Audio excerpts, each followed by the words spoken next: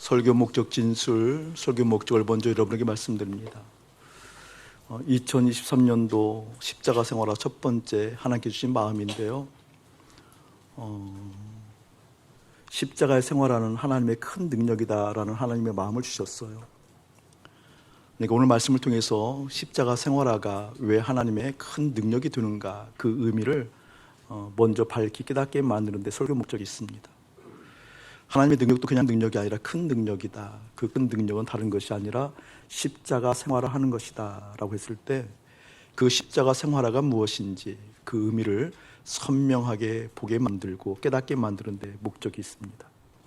오늘 말씀을 통해서 여러분이 하나님의 큰 능력을 경험했으면 참 좋겠어요. 알았으면 좋겠어요. 그리고 그 큰 능력을 내가 소유하고 쓰는 믿음의 사람이었으면 좋겠습니다라는 커다란 소원이 예수의 이름으로 일어났으면 참 좋겠습니다. 그것은 다른 것이 아니라 십자가 생활화인데 십자가를 생활한다는 것이 무엇일까? 십자가를 생활하게 되어지면 반드시 예수님이 나로 살아요. 그리고 내가 예수로 산다는 것이 무엇인지 일깨워져요. 그동안은 살아왔던 방식이 있어요. 목적이 설정되면 그 목표를 향해 달려갔던 생활의 방식들, 그리고 사회적으로 합의가 되었던 가치들이 있잖아요. 행복해야 돼, 좋아야 돼, 인정받아야 돼 라는 그 구조 아래 그것을 향해서 달려갔던 방식들이 있어요. 그런데 십자가 생활화가 되면 하나님의 큰 능력이 하나님의 사람들에게 임하게 되면 예수님께서 나로 살아요. 그리고 내가 예수님으로 살아요. 아, 예수님께서 나로 산다니, 예수님께서 나로 산다는 것이 무슨 말이야, 무슨 뜻이야 라는 것도 아울러 오늘 말씀을 통해서 보게 될 겁니다. 예수님이 나로 살기 때문에, 또 내가 예수로 살기 때문에 피조물에 불과한, 정말 먼지에 불과한, 존재적으로 조연에 불과한 내가 나를 통해서 예수님의 뜻이 이루어지는 것을 보게 됩니다. 하나님의 계획이 뜻이 이것이었구나, 나를 향한 하나님의 마음이 이것이었구나, 우리 가정을 향한 하나님의 마음이 진정 이것이었구나 라는 것이 일깨워져서 나를 통해서 하나님의 뜻이 이루어지는 것을 보게 될 겁니다. 오늘 말씀을 통해서 그 은혜가 여러분에게 가득 부어지기를 먼저 주의 이름으로 축복합니다. 2022년도를 보냈어요. 감사로 마침표를 찍었어요. 뒤돌아보니까 감사한 것 뿐이었어요. 하나님의 은혜였어요. 좀 더 순종할 걸, 좀 더 순종의 즐거움을 맛볼 걸, 좀 더 하나님의 마음을 보고 내 시선 다른 곳에 돌리지 않고, 내 시선 나에게 향하지 않고, 내 시선 다른 곳에 향하지 않고 주님을 향했으면 얼마나 좋았을까라는 한편의 아쉬움도 있었지만, 그 아쉬움까지도 하나님께서 합력하여 선을 이루게 하셨던 내용들을 보고 감사로 마침표 찍는 시간이었습니다. 2022년도 저희 교회 공동체에 허락하신 하나님의 약속이 생명이 있으라였거든요. 명령이었어요. 너희들 생명이 있어야 돼. 너희들의 삶에서 생명이 경험되지 않고 생명이 이것이야 라고 증거할 수 없다고 한다면, 증인될 수 없다고 한다면 허상이야. 그 믿음이 허상으로 되어서는 되겠니? 라고 말씀하시면서 생명이 있으라고 말씀하셨거든요. 구체적으로 주님께서 말씀하셨어요. 시편 116편 8절에서 9절 말씀을 통해서 내 영혼을 죽음에서, 내 눈을 눈물에서, 내 발을 넘어짐에서 건지셨도다. 놀라운 이야기죠. 죽음에서, 눈물에서, 넘어짐에서 건지셨대요. 그러면서 말씀하셨어요. 내가 생명 있는 땅에서 여호와 앞에서 행하리로다. 참 놀라운 말씀이었어요. 2022년도 많은 교우들의 간증이 있었어요. 그리고 깨달음이 있었어요. 고침이 있었어요. 그리고 함께 어깨동무하면서 생명 있는 땅으로 가자라고 하는 합력의 선을 이루는 모습도 많이 보았어요. 많은 이들의 간증의 내용들이 이런 것이었거든요. 그동안은 하나님 앞에서 못 살았습니다. 하나님 앞에서 산다는 것이 무엇인지도 몰랐습니다. 하나님 앞에서 산다는 것이 어렵게만 느껴졌습니다.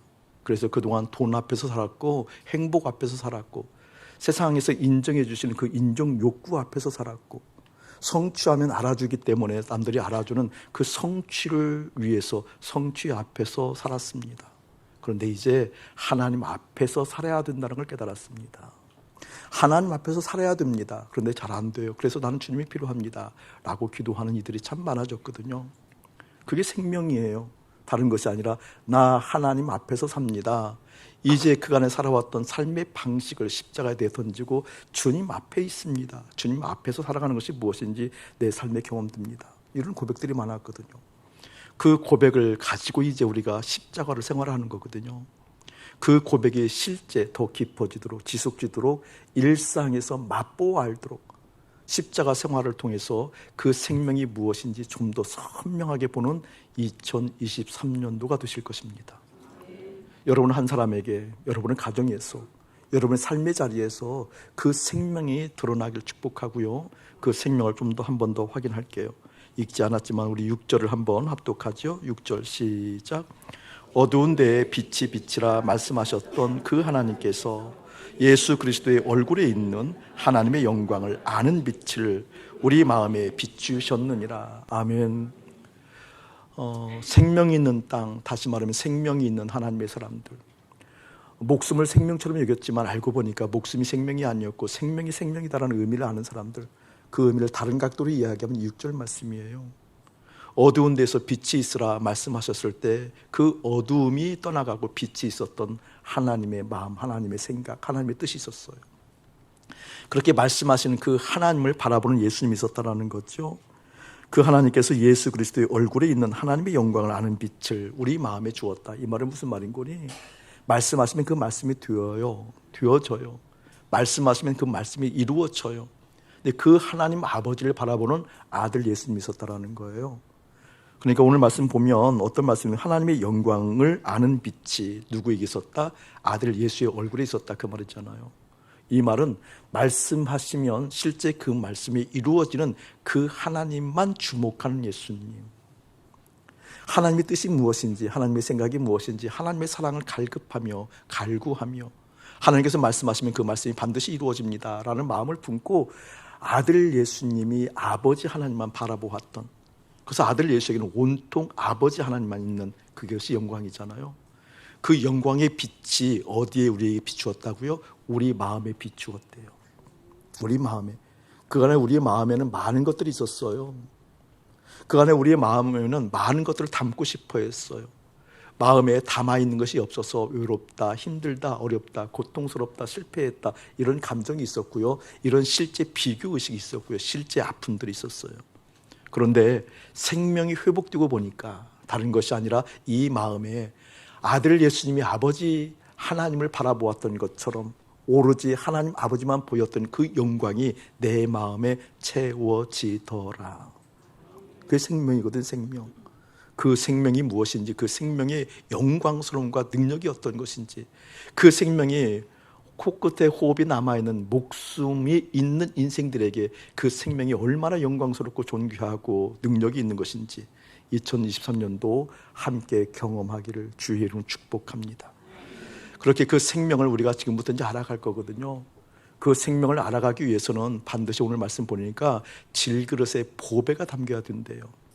질그릇에 보배가 담겨야 된다. 다시 한번 7절 읽어봅시다. 시작. 우리가 이 보배를 질그릇에 가졌으니 이는 심히 큰 능력은 하나님께 있고 우리에게 있지 아니함을 알게 하려 함이라. 질그릇에 보배가 담겼다고 그랬어요. 이 질그릇에 보배가 담기는 것은 우리 힘으로 안 돼요. 의지대로 안 돼요. 우리의 바람, 소망 가지고 되는 게 아니에요.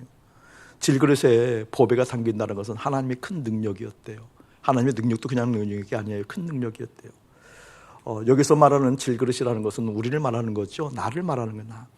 여기는 이선세 목사, 아침 목사 자체가 질그릇이 질그릇. 근데 이 질그릇에 보배가 담겼다. 보배는 누굴 의미해요? 예수 그리스도를 의미하죠. 예수 그리스도. 예수님도 그냥 예수님이 아니에요.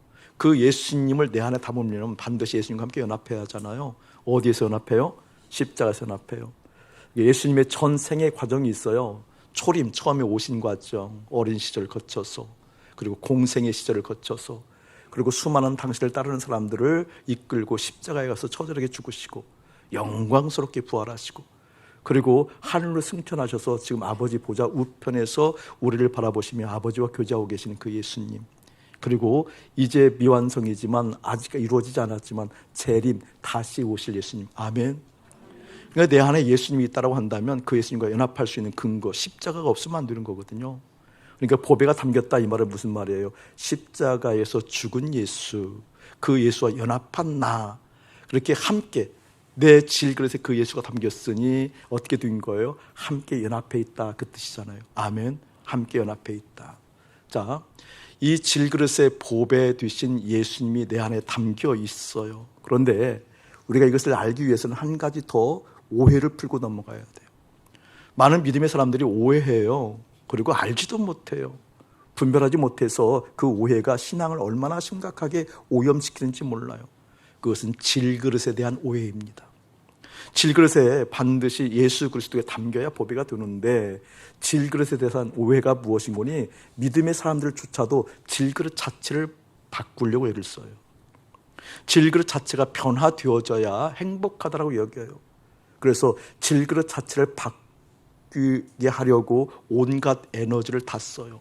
스펙을 쌓고요, 노력하고요, 채울 거 다 채우고요, 이 모양 저 모양으로 바꾸어 가서 이 질그릇 자체를 바꾸려고 그토록 노력하거든요. 성경은 본질상, 본질로 해석하면 그 어떤 한 군데에도 본질 자체가 바뀐다고 말하지 않아요. 성경은 뭐라고 얘기하는 거니? 질그릇 자체의 변화가 있는 것이 아니란다. 질그릇에 보배 되신 예수가 있는가의 문제란다. 아멘. 질그릇 자체를 그토록 변화시키려고 노력했던 너희들의 믿음의 수고를 이제 십자가에 던지고, 너희들의 믿음의 노력을, 믿음의 그런 어떤 의지들을 십자가에서 멈추고, 그건 믿음도 아니란다. 질그릇 자체가 변화되는 게 아니란다. 질그릇에 예수가 담겼는가 보는 거란다. 아멘. 다윗 하나님이 사랑했잖아요. 마음에 합했다고 얘기했잖아요. 그런 다윗도 조건이 갖추어지면 타락해요, 치우쳐요, 간음해요, 살인해요, 온갖 잘못 다 저질러요. 다윗이라는 그 질그릇에 보배 되신 하나님이 담기지 않고 예수가 담기지 않으니까, 보배 되신 예수가 떠나가니까, 보배 되신 예수를 간과하게 되니까, 그러한 보배를 담았던 그 질그릇도 어지없이 어떻게 깨지고 말더라, 타락하고 말더라. 그런 의미를 본다고 한다면 질그릇은 변화되는 법이 없다. 그곳에 무엇이 담겼는가를 보는 것이다. 할렐루야. 사도행전을 보면 바울과 실라가 전도 여행 가운데 로마 빌립보 교회 그 감옥, 빌립보 감옥에 갇혔어요. 바울과 실라가 감옥에 갇혔을 때 그 아파하고 힘들고 정말 그 막막한 상황임에도 불구하고 찬송하잖아요. 찬송한다는 것은 내가 한편 어려움을 겪었을 때 보면 의지적으로 찬송하는 것 같아요. 의지적으로. 내가 어둠에 휩쓸리지 않고, 그리고 어둠에 속지 않으려고 의지적으로 곡조가 있는 기도를 올려드릴 때도 있는데, 내 속으로부터 기쁨이 있어 나오는 찬양이거든요. 네, 사도행전을 곰곰이 읽어보면 그게 사도 바울이 어둠을 이기려고 의지적으로 불렀던 찬송이 아니라 기뻐서 불렀던 찬송이에요. 감옥에서 발에 찼고, 이렇게 착고가 차여져 있음에도 불구하고, 그 칙칙한 지하 3층에 감옥에 있음에도 불구하고, 내일이면 참수형을 처할 상황이 있음에도 불구하고 그의 심령 가운데 곡조가 나와요. 가락이 나와요. 노래가 나와요. 그 노래는 하나님을 향한 찬양이었다고요. 여러분 기억하셔야 돼요. 사단은요, 그리고 세상은요, 한 개인 존재인 내 자신, 몸뚱아리에 있는 나는 가둘 수 있어요. 그러나 기억하셔야 돼요. 예수님은 가두지 못해요.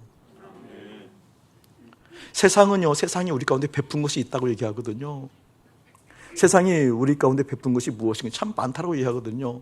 너희들 이것이 있으면 살아, 행복해, 좋아, 가족 주었고, 이 지위 주었고, 이 재정 주었고. 이 세상이 우리 가운데 베푼 것이 많다고 얘기하거든요. 근데 세상은 베푼 것을 빼앗아 가서 세상적인 요소를 통해서 우리를 괴롭힐 수 있어요. 사탄은 우리를 속였어요. 하나님 없이도 행복할 수 있다고. 사탄은 하나님 떠나가도 에덴 밖에서도 행복할 수 있다라고 모든 조건들을 제시해요. 이 조건이 채워지면 행복할 거라고 여겨요. 그래서 실제로 그 조건들을 채우기도 했어요. 행복한 것 같았어요. 그러나 그것이 떠나갈까 봐 전전긍긍하고, 떠나가면 또 죽을까 봐 전전긍긍하고, 빼앗기지 않으려고 경쟁하고, 빼앗기지 않으려고 죽이고 경쟁하고, 이런 일들이 일어났잖아요. 여러분 기억하셔야 돼요. 세상과 사탄은 세상적인 것을 가지고 우리를 괴롭히지만, 사탄과 세상은 예수 그리스도를 괴롭힐 수 없습니다.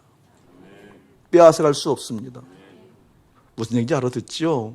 그렇다고 한다면 우리가 무엇에 힘을 쓰고 주의를 기울여야 하는가?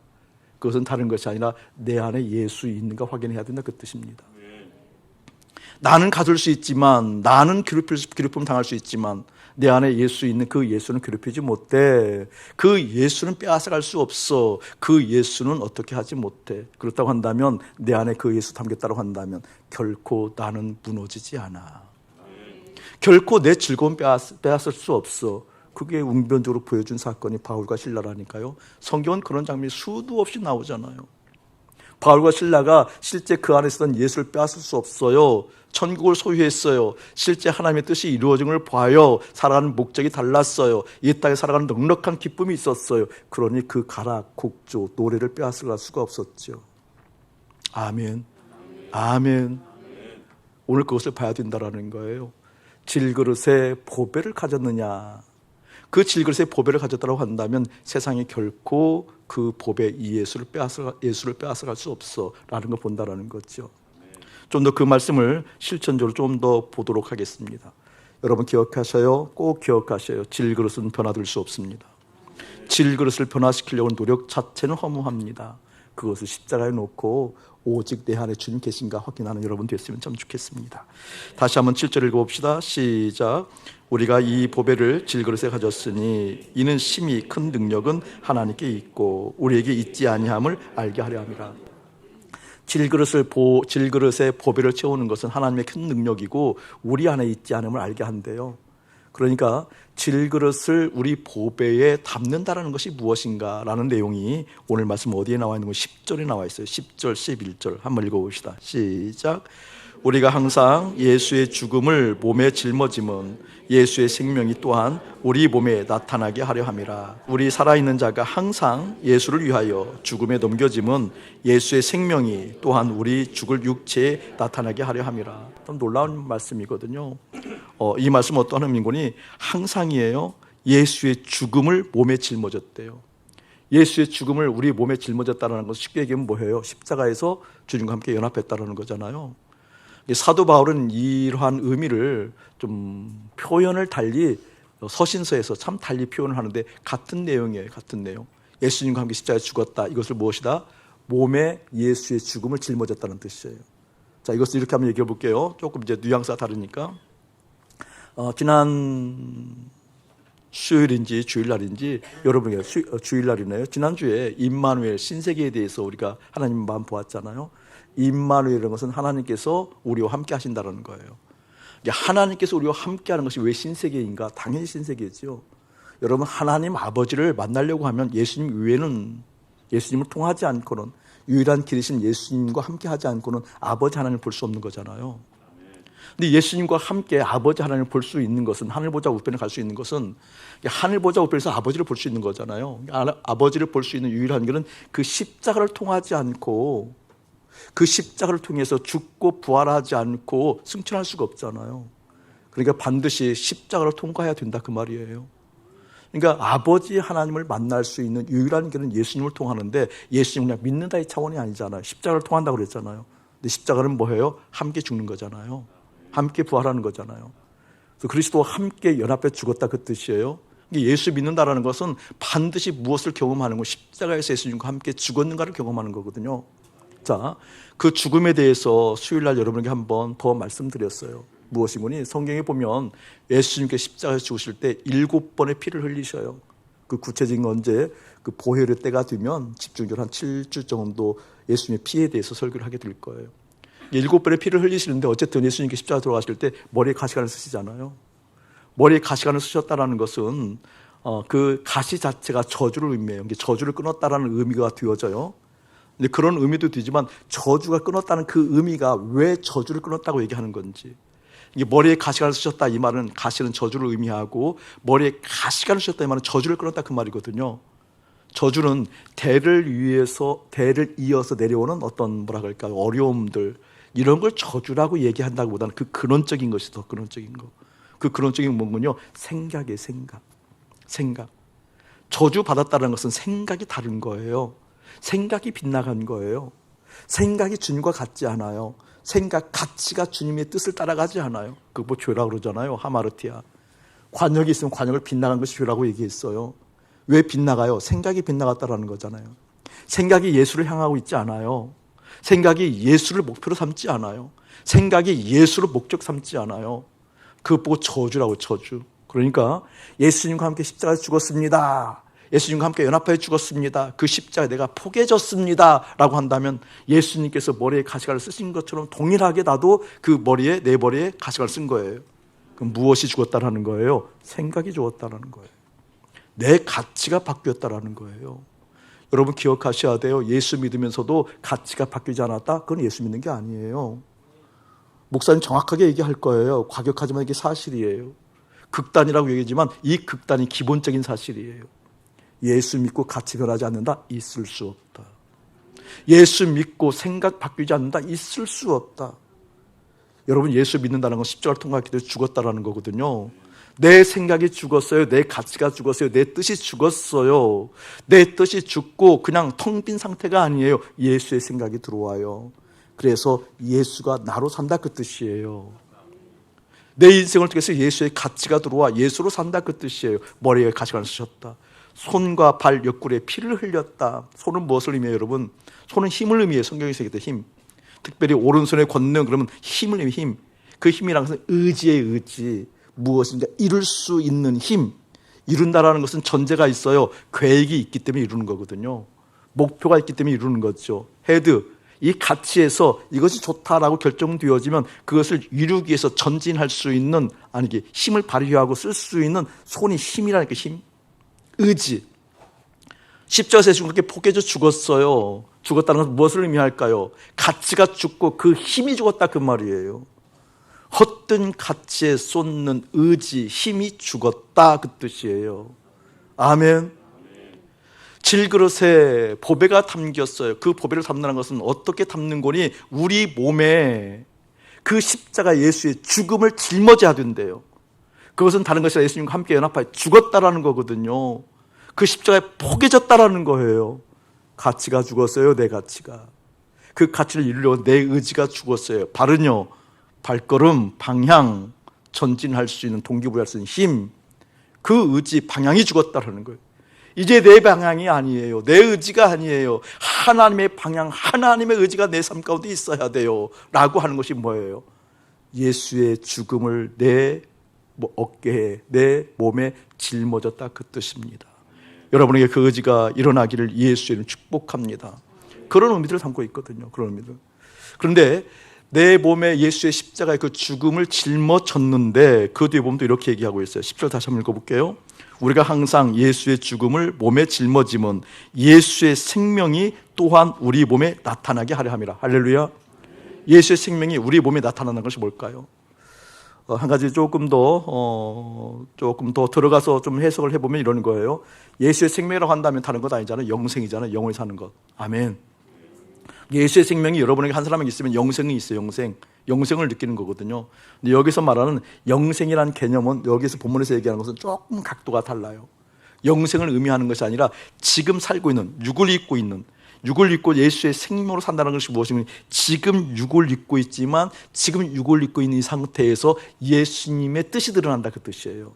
예수로 산다 그 뜻이에요. 자, 그걸 얘기하려고 그래요. 예수의 생명이 내 몸에 나타난대요. 어디에 나타난다? 근데 이 몸은 무엇을 짊어졌어요? 십자가를 짊어졌잖아요. 십자가를 짊어졌다는 것은 내 몸이 죽었다는 사실이잖아요. 아멘. 아멘. 이 죽은 내 몸에 예수의 생각이 드러나는 거다. 그런 의미예요. 이게 무슨 말일까요? 날마다 내 몸이 십자가에 죽는다 그 뜻이에요. 자, 이런 거예요, 여러분. 저를 한번 보세요, 여러분. 우리가 영이 있어요. 그다음에 마음이 있어요, 마음. 가치라는 것이 있죠. 생각이라는 것이 있잖아요. 그런데 내 마음에 그 가치가 담긴다라는 것은 여러분 이것은 사실, 극사실. 아무런 것이나 내 마음에 담기지 않아요. 보세요, 여러분. 육이 있기 때문에 내 마음에 담겨요. 내가 본 게 있어요. 보고 이 드럼 보고 이 박스 보니까 좋아요. 보니까 이 박스가 가장 최상급 박스인가? 나는 잘 모르는데 그때 그렇게 했는 것 같은데 이게 눈으로 보고 알거든요. 이 드럼 박스가 최상의 박스야, 아니야, 중간이야, 아니야, 최하야. 눈으로 보거든요. 그래서 최상이라는 것이 결론 내려지면 최상이라는 것이 내 마음에 담겨요. 맞습니까? 내 마음에 담긴 것이 어떻게 담겼죠? 육이 있기 때문에 담긴 거라니까요. 본 게 있어서. 이게 나무가 무엇인지 몇 번 외우고 올라왔음에도 불구하고 나무 이름을 모르겠어요. 이제 외워지지가 않아요. 외워지지가 않아요. 어쨌든 나무 너무 멋지잖아요. 이게 멋지다라는 것이 어떻게 내 마음에 담기냐고요? 보아서 그래요. 육이 있기 때문에 그런다니까요. 여러분 살아갈 때 이것이 있어야 돼 라고는 가치 설정한 것이 있잖아요. 재정, 돈 없으면 죽어 라고 하는 그 가치 설정이 있잖아요. 경험해서 그래요. 뭘 경험했어요? 사회적 가치 속에서 없으니까 힘들더라. 없으니까 무시당하더라. 없으니까 사람들이 사람 취급 안 더라 라고 하는 그것이 경험적으로 가치가 형성되어 내려와서 그래요. 근데 그것을 어떻게 느끼냐고요? 몸이 있어서 느낀다니까요. 무슨 말인지 모르겠어요, 여러분? 십자가가 내 몸이 죽었어요. 그럼 그것이 죽었을까요, 안 죽었을까요? 죽었어요, 안 죽었어요? 그 뜻이에요. 몸이 죽었다, 그 뜻이에요. 예수의 생명이 내 몸에서 나타난다, 그 말은 내 육이 죽었기 때문에 그런 가치가 내 마음에 담겨요, 담기지 못해요? 담길 수가 없죠. 그러니까 예수의 십자가를 내 몸에 짊어졌다 그러면 어떤 일이 일어나고 예수의 생명이 너희 몸에서 나타난다, 이 말은 무슨 말이에요? 내가 그동안 추구했던 것, 원했던 것, 바랬던 것, 수많은 가치 보았던 것이 내 마음에 담겼는데 내 마음에 담길 수가 없다, 그 뜻이에요. 내 몸이 죽었기 때문에. 그럼 내 마음은 어디 가요? 그때 내 마음은 하늘로 가요. 하늘 보좌로 가요. 예수와 함께 살고 있는 내 안에 계신 예수에게 내 마음이 가요. 아멘. 이게 십자가 생활화예요. 그걸 계속해서 1년 얘기하겠지만 그게 십자가 생활화예요. 우리가 그동안 예수를 얼마나 엉터리로 믿었는지 몰라요. 예수를 얼마나 엉망으로 믿었는지 몰라요. 내 마음에 수많은 가치가 들어와 있음에도 불구하고 그 가치를 이루려고 예수를 믿었지. 수많은 욕구가 내 마음에 들어와서 그 욕구를 이루려고 예수를 믿었지. 내 안에 계신 예수를 주목하며 내 육신은 예수와 함께 십자가에 죽고 주님의 뜻이 깃드는 것을 소원하지 못하는 우리의 험악한 믿음을, 병든 믿음을 주께서 오늘 만지시기를 주의는 축복합니다. 자, 이 개념을 조금 어렵겠지만 여러분 따라오셔야 돼요. 중요한 개념을 얘기할게요. 이게 내 육이 죽었다는 개념이 어떤 것일까? 이런 개념이에요. 예를 들면 또 하나 투명을 얘기하면, 여러분 의식이라는 것은 굉장히 중요하거든요. 그래서 의식화 작업이라는 것이 있어요. 사람을 의식을 바꾼다라는 것은 세계관을 바꾸는 거잖아요. 세계관을 바뀌어야만 그 사람이 그 세계관으로 살아요. 자본주의 세계관으로 살면 돈 없으면 죽어요. 사회주의 세계관으로 살면 사회성을 가지고 사회성이 어떻게 이루어지는가 면밀하게 살펴야 해요. 그렇잖아요. 관이 있어요. 세계관이 있는 거거든요. 그 관을 바꾸는 것을 의식화라고 해요. 의식화. 그것은 의식이 있었을 때 그 의식을 바꾸는 거거든요. 여러분, 우리 인생 육신 죽으면 의식이 남아있어요? 의식은 떠나가요? 육이 남아있지 않잖아요. 의식이 있을 때, 내 몸이 있을 때 내 몸에 의식이 있어요. 의식, 그치요? 근데 내 몸이 죽으면은요, 의식이 내 몸에 남아있어요? 떠나가요? 떠나가는 거거든요. 그러니까 내 몸이 있을 때 그 의식, 주된 나의 의식을 자의식이라고 해요. 자아의식. 이 자아의식이 어떠냐에 따라서 그 사람의 정체성이 드러나는 거거든요. 내가 어떤 자아의식을 갖고 있지? 내가 어떤 자아의식을 가지고 있지? 그 자아의식에 따라서 내 정체성이 드러난다니까요. 자, 이렇게 얘기를 해볼게요. 한 가정이 있어요. 근데 가정에서 아내도 사랑하고 자녀도 사랑하는데 이분이 대기업의 이사예요. 이사. 근데 이분은 이야기할 때마다 회사 얘기. 온통 생각이 회사뿐이에요. 가정이 있어요. 아내도 있고 자녀들도 있어요. 근데 온통 회사. 그럼 이분의 자의식은 회사예요, 가정이에요? 그건 잘 이해하시네, 그렇죠? 가정이 있지만 이분의 자의식은 뭐예요, 여러분? 회사. 다른 자의식도 가지지만 대표적으로 가장 먼저 툭 튀어나오는, 무의식 가운데에도 툭 튀어나오는 자의식은 회사라니까요. 그런 분들 많이 있잖아요. 그런데 어떤 분들은 돈을 벌어도 가정 생각하시는 분이 있어요. 먹을 걸 봐도 아내 생각하는 사람이 있어요. 그런 사람은 없네요. 재미있는 걸 봐도 이렇게 가정이 떠오르는 사람들이 있어요.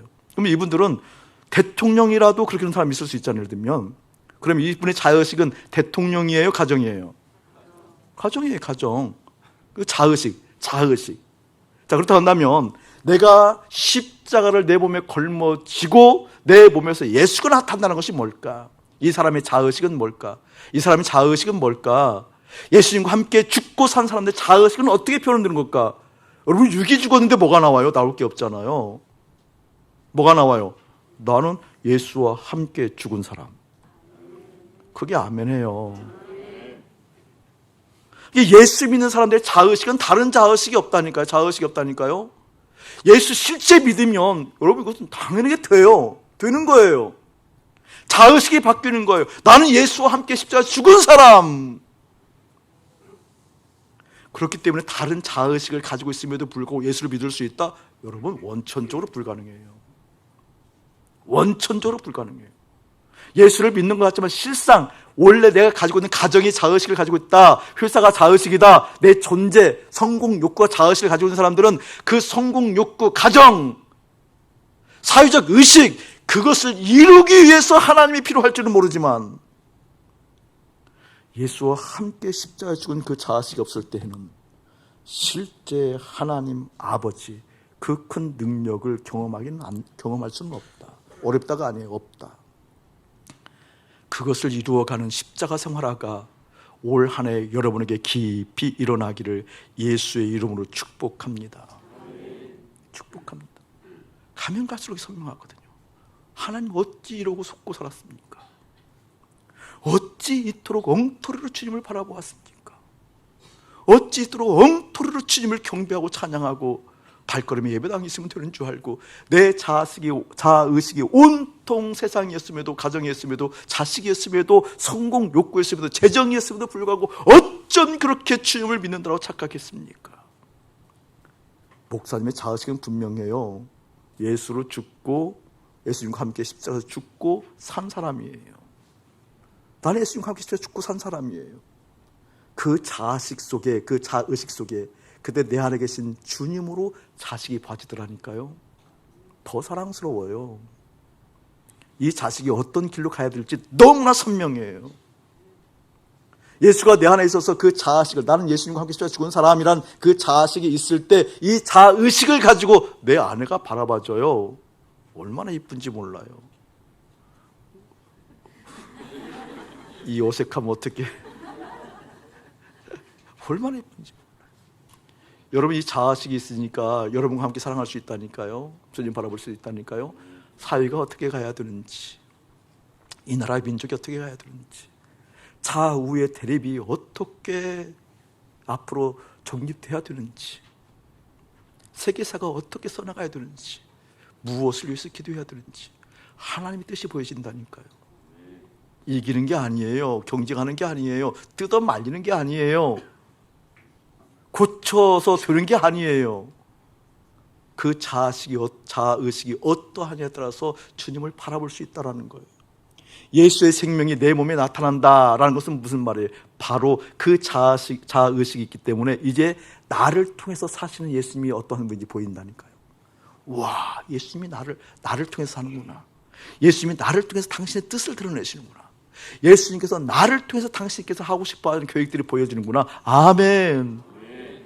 그때 비로소 나 죽고 예수로 내가 사는 거였구나. 이게 예수로 산다는 의미가 이것이었구나 라는 것이 보여진다는 거죠. 그렇게 그런 자의식이 있는 하나님의 사람들에게 좁은 의미로 나타나는 결론이 있어요. 그 결론을 한번 읽어봅시다. 8절 9절 시작. 우리가 사방으로 우겨쌈을 당하여도 쌓이지 아니하며 답답한 일을 당하여도 낙심하지 아니하며 박해를 받아도 버림받지 아니하며 거꾸로 뜨림을 당하여도 망하지 아니하고. 이 말이 간단한 것 같지만 간단한 말이 아니에요. 여기서 말하고자 하는 핵심이 있어요. 핵심. 그냥 이 말을 그냥 이렇게 보고 이해되는 정도로 이해하면 여러분 믿음의 힘이 발휘되지 못해요. 나타나지 못해요. 이 말씀을 깊이 보면 깊이 볼수록 어려운데 결론을 맺으면 무지 쉬워요. 근데 이 말을 보려고 한참 보고 있으니까 저는 답답해지더라고요. 처음에. 왜 답답해지는 거예요? 어법이 안 맞으니까. 어법이 너무나 엉망이니까. 보세요 여러분. 우리가 사방으로 우겨쌈을 당하여도 쌓이지 아니하며. 이해되는 것 같죠? 근데 여러분 이게 그러니까 머리로만 이해하면 안 돼요. 실질을 보라고요.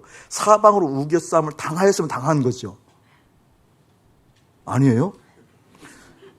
누군가 내 뺨을 때렸음에도 불구하고 맞은 것으로 여기지 아니하고. 맞은 건 맞은 거지. 그래요, 안 그래요, 여러분? 이게 그 말이라니까요, 그냥. 누군가 물을 한 바퀴를 나한테 뿌렸음에도 불구하고 물 뿌림 당한 것으로 여기지 아니하고. 이게 그 말은, 이 말이 쉽냐고요, 여러분. 쉬운 말이 아니라니까. 그 말이라니까요. 답답한 일을 당하면, 답답한 거지, 지금. 근데 낙심하지 않냐면. 그러니까 이것을 이렇게 관념적으로 이해하면 예수 믿는 게 아니라니까요. 실제가 돼야 돼, 실제가. 박해를 받아도 버림바 되지 아니하며 거꾸로뜨림을 당하여도 망하지 아니하고. 저는 이 마지막 구절 보고 막 웃었어요. 거꾸로뜨림을 당하여도 망하지 아니하고. 거꾸로뜨림을 당했으면 망한 거지, 무슨 망하지 않아. 이 예배당을 짓다가 거꾸로뜨림 무너졌다 그 말이잖아요. 예배당을 짓다가 예배당이 무너졌음에도 불구하고 망하지 아니하고. 이 양반들이 실감을 하네. 내가 일부에는 우리 김일철 지사님 앞에 앉아있길래 얘기했는데, 우리 정유숙 지사님 걸어가는 것을 내가 뒤에서 다리를 걷어서 넘어졌음에도 불구하고, 정유숙 지사님 밑에 넘어져서 씩웃어서 나 안 넘어졌어, 뭐 이런 거. 이게 말이 되냐고요, 말. 그 말이라니, 그 말. 말이 안 되는 얘기예요. 그런데 오늘 말씀을 보면 말이 되는 얘기예요.